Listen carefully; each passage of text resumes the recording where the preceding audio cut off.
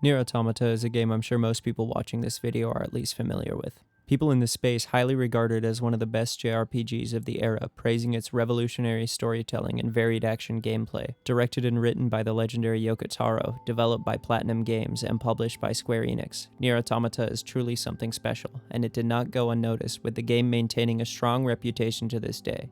Automata is a sequel to the 2010 PS3 release Nier, a spin-off of the Drakengard series. Nier was directed and written by Yoko Taro and developed by Kavia, the devs of Drakengard. At the time, Nier was met with mixed reception and mediocre sales, with the release of Automata being when the franchise really hit it big. The Nier franchise is still going strong, having received plenty more additional media since Automata, with everything from books, manga, crossovers, mobile games, an updated and remastered version of the original Nier known as Nier Replicant version 1.22, and most recently, an anime called Nier Automata version 1.1a, which retells a version of the events of the game. Despite confusing naming conventions, it's clear that the people love Nier, and it doesn't seem like that'll go away anytime soon. Personally, I had never played Nier Automata. I was familiar with the character of 2B and that it was a JRPG published by Square Enix, but that was the extent of my knowledge. After playing through Metal Gear Rising: Revengeance, it subsequently becoming one of my favorite games of all time, and needing more Platinum Games in my life, I decided to hop into Nier Automata to find out if it was really everything people say it is.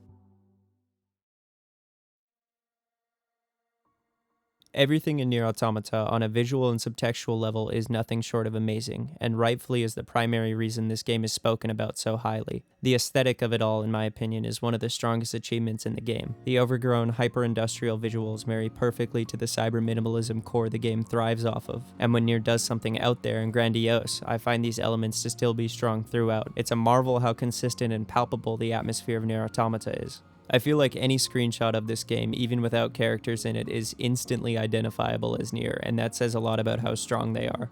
On top of this, the game has such a great soundtrack. It matches the vibe so well and is stacked with bangers. A really great creative decision made with the lyrics is the use of chaos language. Basically, gibberish that sounds similar to real languages. Apparently, the lyrics are written inspired by what the vocalist for the game, Emmy Evans, believed certain languages would sound like in 1,000 years.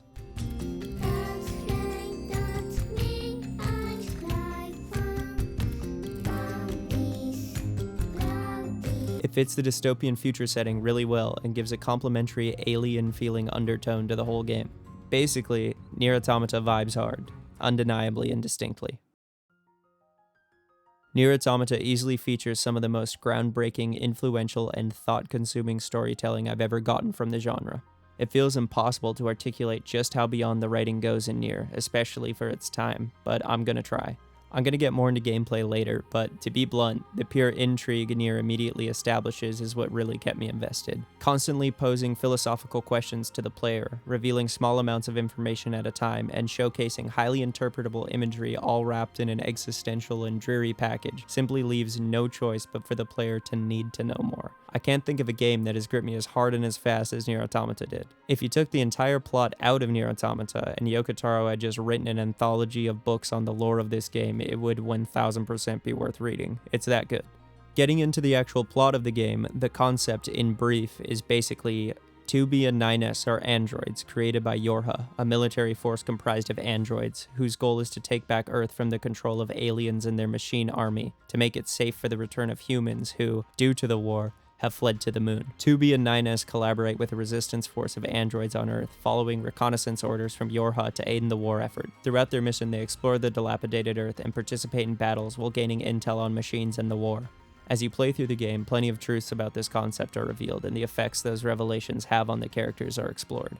Nier Automata's storytelling is presented through a series of individual character studies, which is elevated by how the game is structured. The game is split into multiple playthroughs, the first two being a chunk of the story from 2B's perspective, and then those same events from the perspective of 9S, with the remaining playthroughs being a parallel timeline of separate events happening to A2 and 9S, and eventually ending mirroring each other. The story in the game obviously has a through line, but the real magic is in the fact that you witness the exact same events through the eyes of everyone involved. Although this formula does deviate in the last portion of the game, if playable characters are in the same scene, you will play through their direct perspective of it. Being able to see a character's development directly from their point of view in its entirety, with the events being as dramatic as they are, leads to you ending the game truly understanding these characters, having put hours and hours of thought into the world surrounding them, and maybe not always agreeing with, but really empathizing with them. I think this is particularly true when it comes to our boy Nines. 9S might be one of the best characters written in video games, and in my opinion, he is the center of Nier Automata. Being a scanner unit, he's built to gather and analyze information, leading to him having the most growth and dramatic shift out of the cast. Because of, reasons, he's also the character we spend the most time following. He begins Nier Automata as an innocent and eager android, hard-coded with all the YourHub propaganda you can fit in his memory banks. He's kind and playful with his fellow androids, quickly becoming fond of 2B. I can't believe the size of the commercial facility. The people of the old world must have led pretty good lives. I bet it was fun to shop back when you had so many choices.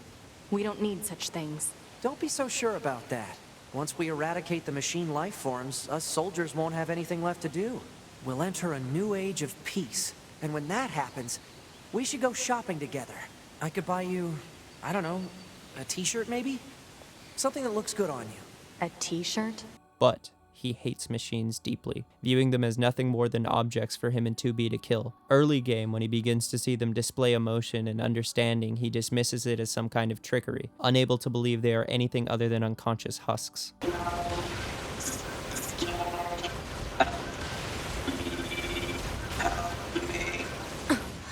2B, it's fine. Their speech doesn't mean anything. They're just emitting words at random.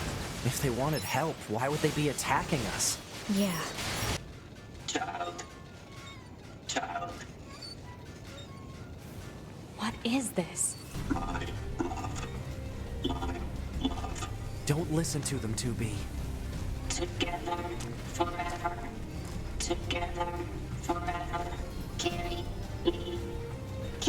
me. They don't have any feelings. They're just imitating human speech. Let's take them out.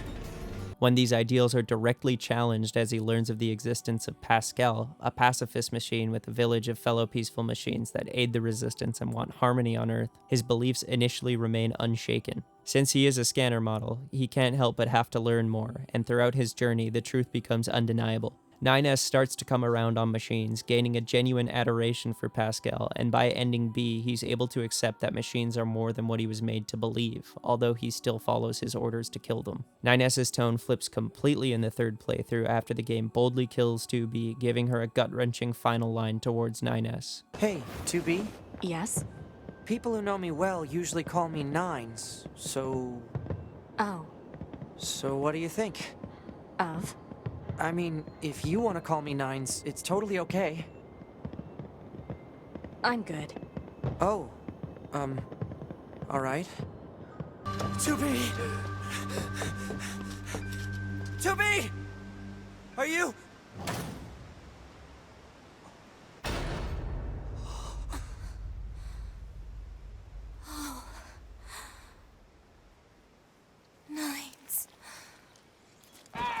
Going full Joker mode and broken by grief, 9S decides his new purpose is to kill every last machine as well as A2, and he will stop at nothing to achieve his goal. Working through the resource recovery units, you watch front row as this once sweet boy deludes himself back into his old way of thinking, becoming more and more sick as his hatred takes control over him. The moment I believe 9S crosses the point of no return is when he discovers that android black boxes are made from repurposed machine cores. The Yora black box circuitry. It's made from cores from the machines? No, that can't be true. He rejects the truth that, at the end of the day, the machines he despises so deeply are at their core, the same as androids, with their consciousnesses sharing the exact same structure. Despite everything he's learned firsthand corroborating this, he refuses to believe that machines are exactly as conscious as androids, and pushes forward with his descent into madness, laughing hysterically as he destroys the core on top of the tower.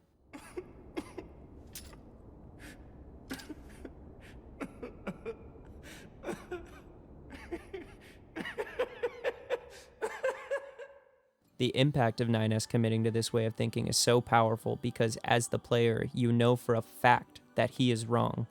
By this point, you know that machines aren't hollow ones and zeros. They do operate on a level of consciousness equivalent to androids, and they aren't unintelligent. You've seen it. As the player, you naturally want to see 9S succeed and be happy, having spent so much time with him and getting to know him so well. But he's in too deep now. It's no longer possible. You have to watch as he destroys himself and actively works against 2B's final wishes for him. 2B told me... She told me she wanted you to become a good person. By this point, 9S already knows humans have been extinct for ages, and Project Yorha only exists now to provide androids with a purpose for their existence. His life and everybody he's ever interacted with was a lie. His actions up to this point have been effectively empty, all just a cog in the machine of this grand fabrication, and yet he still wishes to destroy everything. Close to the end of the game, 9S learns of the final stage of Project Yorha, Yorha Disposal. This is the stage in which androids are purposefully left vulnerable to machines so they can be wiped out and replaced with new models. He realizes this is exactly what's happening right now. The devastating series of events he's been put through recently were entirely meaningless, and only happened to once more begin the endless spiral of life and death, continuing this manufactured war with a new series of androids that are once more blind to the truth. Unknowing whether his actions will even matter in the end, 9S's anger is in control now, and rationality goes out the window. These world-shattering revelations that recontextualize the entire game can't sway him. In the end, 9S does get what he wants. He kills A2 and the tower collapses, but he dies during the process. In a way, the 9S we know died a while ago. The gentle android that was able to break through 2B's cold personality and find empathy towards machines he viewed as thoughtless enemies was lost to grief and hatred in a harrowing display. Another character that resonated strongly with me is Pascal. The moment Nier Automata went from me being really invested to loving this game was with Chapter 14, Pascal's Despair. The last we had seen of Pascal was in Chapter 10, right before the Eve fight. 2B and 9S help protect the perimeter of his village from machines, and you don't hear from him afterwards. I was so worried about him. It's impossible not to love Pascal. He has a super endearing relationship with 2B and 9S, and it's a major turning point for both of the characters' views on machines. He's such a sweetheart, and his village is adorable. It's a testament to how special he is. When he makes his reappearance in A2's story, I was so damn happy. Just seeing him again was a massive relief. Then comes the Yoko-Taroing of Pascal. Chapter 14 damn near broke me. I did every single side quest you could do regarding Pascal and his village.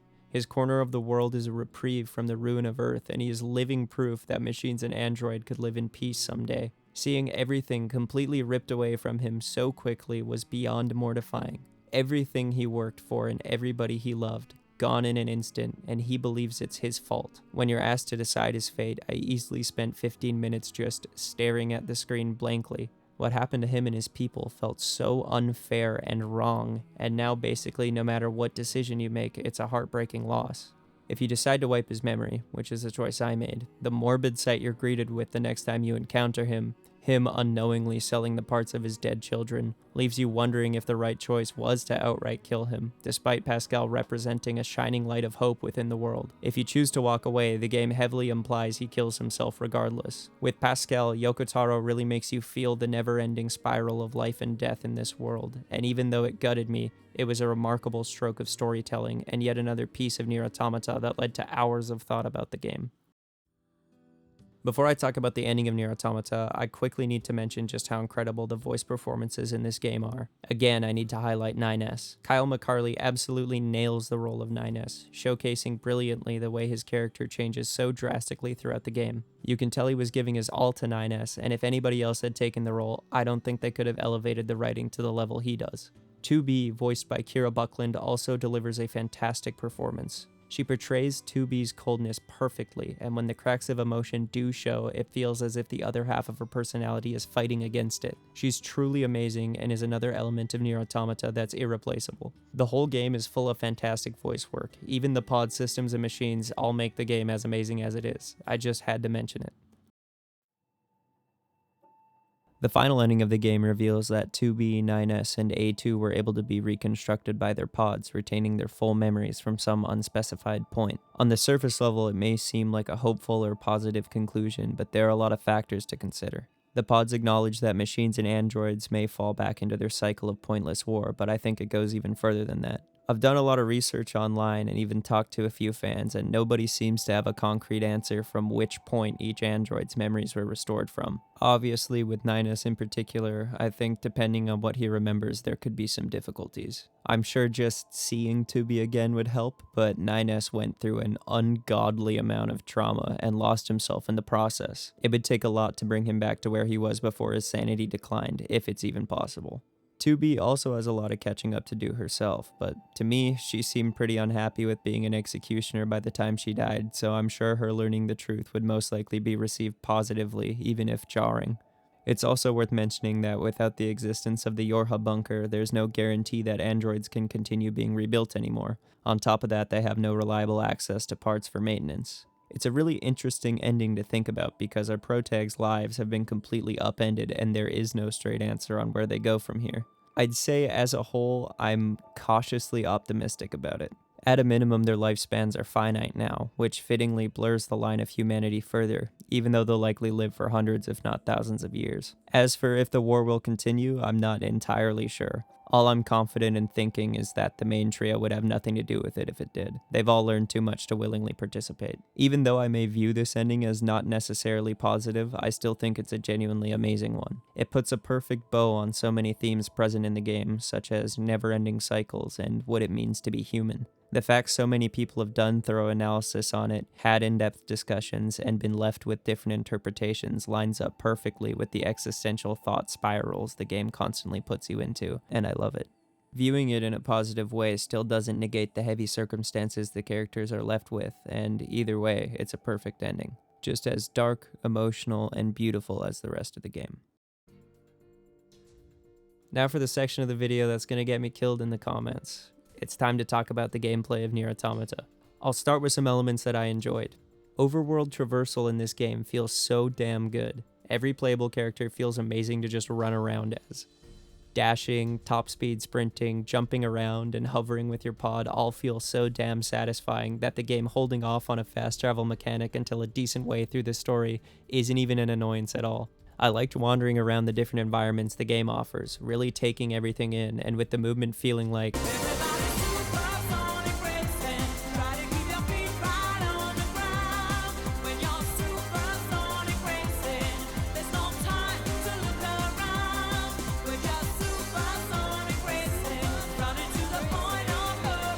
I enjoyed it even more.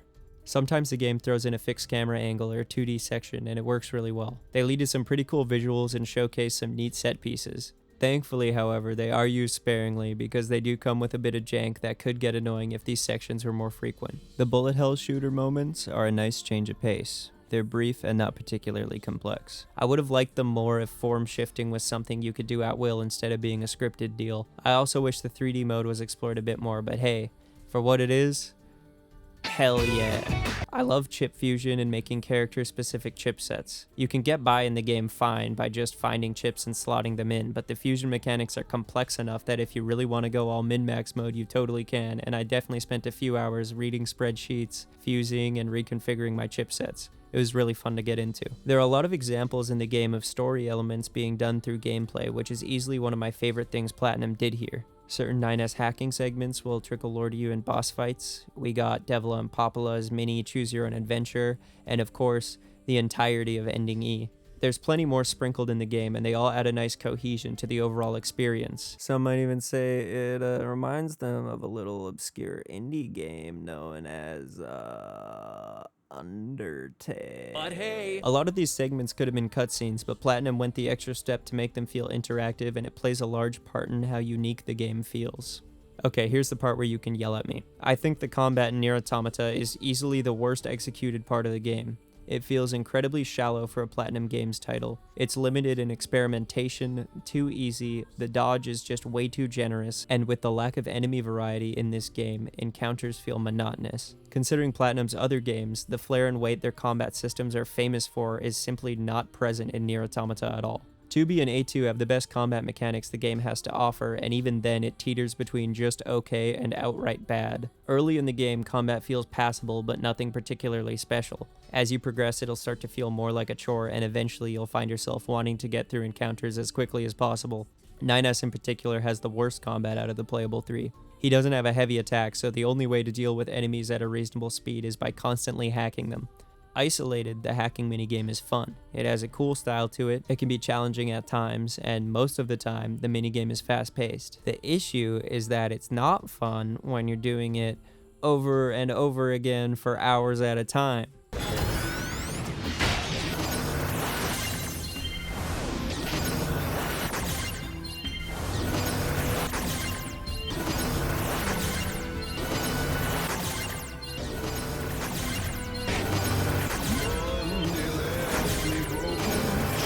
It gets tired quickly, and with the number of times you have to do it, you'll start recognizing patterns in the minigame, which, coupled with the enemy variety problems, make you feel like you might go just as insane as 9S. Considering the amount of time you spend with 9S in this game, it's just beyond baffling how a better direction to take his combat wasn't worked out. Legitimately, if he had a heavy attack and hacking was mapped to L1 trading off pot abilities or something, it would mostly be fine, like 2B and A2. Instead, you just have to suffer through it to get to the parts of the game that are actually fun again. In the last chunk of the game, I found myself just running past unnecessary enemy encounters as all characters. I was tired of it, and I wanted to continue enjoying the game again. For something positive, the pod mechanics are great. They're super fun and intuitive, and I could only imagine how much better they'd be utilized by a combat system deeper than a backyard inflatable pool. Overall, I'd describe the combat as boring. It's bizarrely simplistic, and by the end of the game, you'll most likely be sick of it. It's an unfortunate case that a game with so much to offer in every other facet failed on a level this fundamental, especially from developers that are constantly raising the bar in this department. Another thing Nier Automata just can't seem to get right is side quests. Side quests in this game consist of either fetch quests, go kill these enemies, or both wrapped into one, and sometimes are multiple steps long. I don't think I really need to add to the circle jerk of fetch quests bad, but combat encounters being basically the only other thing offered is hilarious considering, the combat in this game. It's all just menial busy work, and aside from side quests that have a decent reward, there's little motivation to bother with them at all. The real shame here is that a lot of the side quests in this game actually contain meaningful world-building lore and reinforce the themes present in the game. It's so sad that there's so much great writing hidden behind the most mind-numbing tasks Platinum could think of. I think this partially could have been helped a bit if the combat and enemy variety was stronger, so to a point it feels like side quests are somewhat a part of the combat system domino effect. As a whole, they really should have just taken more time at least thinking of more types of side quests to offer the player. Even if the combat was better, there's still an insane lack of variety in tasks. They're halfway there, working with great writing, but unfortunately end up feeling tacked on and not worth the trouble when they could have been yet another element that people praise about this game.